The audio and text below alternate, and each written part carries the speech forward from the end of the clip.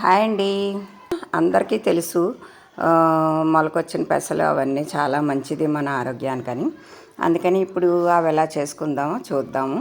మేమైతే ఇవాళ ఈవినింగ్ స్నాక్గా అది తీసుకుంటున్నాం అనమాట. అందుకనే చేస్తున్నాను.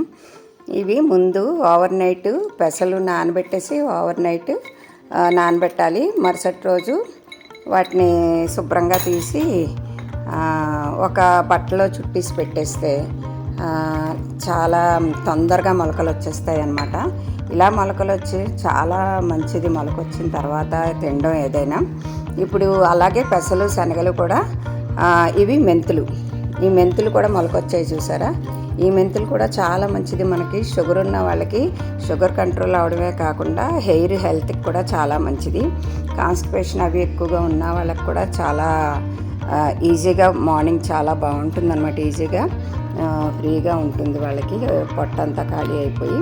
ఇలాంటి చాలా బెనిఫిట్స్ ఉన్నాయి నానబెట్టి మొలకలు వచ్చిన మెంతులు తినడం వల్ల కూడా. ఇప్పుడు అలాగే ఈ 3 రకాలు స్ప్రౌట్స్గా తయారు చేశాను. ఇంకా మనకి నచ్చితే చాలా చేసుకోవచ్చు.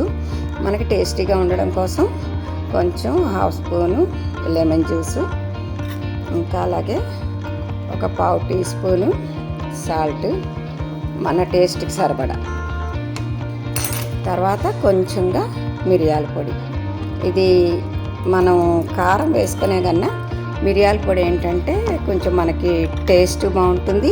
ఇది రైనీ సీజన్ కాబట్టి అందరికీ కొంచెం అంతో ఎంతో జలుబులు దగ్గులు గొంతు పట్టేయడాలు లేకుండా కూడా ఉంటుంది.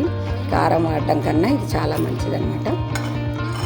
ఇలా చేసుకొని తింటే చాలా టేస్టే కాకుండా చాలా రుచిగా కూడా ఉంటాయండి. కొంచెం మనకి హెల్త్కి అంటే కొంతమందికి ఏమైనా పడకపోవడం అరగకపోవడం లాంటివి జరిగితే అప్పుడప్పుడుగా తినండి, రోజులా కాకుండా. మేమైతే వారానికి ఒక 4 రోజులు మా ఇంట్లో స్నాక్ ఐటెం ఇదేనండి.